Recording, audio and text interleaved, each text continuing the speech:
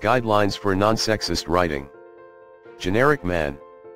The term man is often associated with the adult male and it is difficult to distinguish its generic use. It reflects gender inequality in that women are never seen in terms of general or representative humanity but always in terms of their gender. Man represents the universe and the human while woman is the other. With this kind of problem, we have different alternatives or solution. Example is a conversation. The company is having insufficient manpower. You're right, we need every personnel we can hire. Notice that the word manpower, which is a sexism word, is used. In this situation, replace man with specific nouns or verbs that say explicitly what you mean. We also use nouns that encompasses both man and woman.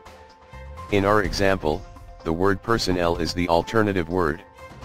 But in making general statements, we add women. The pronouns he and his. The pronouns he and his are used to replace generic man and pose the same problems. Alternatives 1. The most common alternatives are he or she, he/she, she, or he, and lately, s/he. Too much of this can be awkward, so use the following alternatives whenever feasible. 2. The plural form may be substituted. 3. The first or second person may be used instead, when appropriate. 4. The pronoun his may be replaced by an article or dropped altogether. 5. The pronoun one may be substituted when warranted by the text. 6. The sentence may be recast in the form of an impersonal or passive construction. 7. Use both female and male pronouns but vary the order. 8. Alternate male and female pronouns throughout the text. 9. Repeat the noun or find a synonym. Here, we have an example conversation. My students must submit their papers to me on time. Okay, we also have an outstanding student. He or she will receive an award for his or her excellence. Notice that we used the word students to substitute plural forms. We also used the alternative he or she so that it will not denote gender-biased term. Another example is, please submit your papers on time.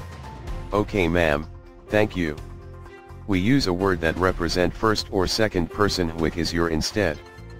Sex role stereotyping. Our language often has unconscious sexist assumptions, e.g. that surgeons are always men or nurses are always women, or that women are weak and passive while men are aggressive and strong. These perpetuate stereotypes and must be stopped. The alternatives are: 1. Identify both men and women in the SME way when it comes to profession or employment.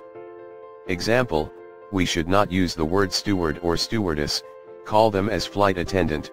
This way, we can identify that both men and women are the same when it comes to profession or employment. 2. Do not represent women or men as occupying only certain jobs or roles. 3. Treat men and women in a parallel manner. Let's use as an example the former presidents of the Philippines. We shouldn't say, President Ramos and Cory, because it gives no respect for the status of the women, which is former President Cory, and it is no in a parallel manner.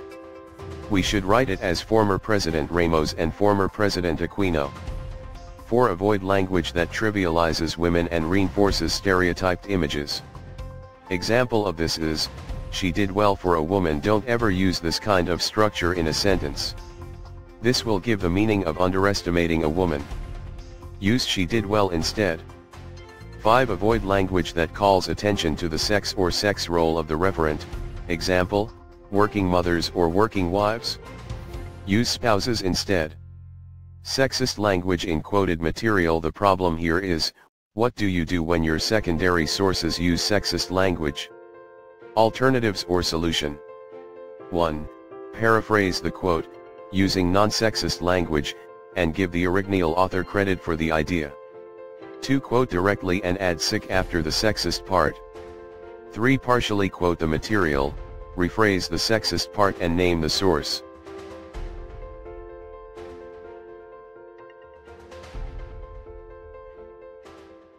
Created using Powtoon.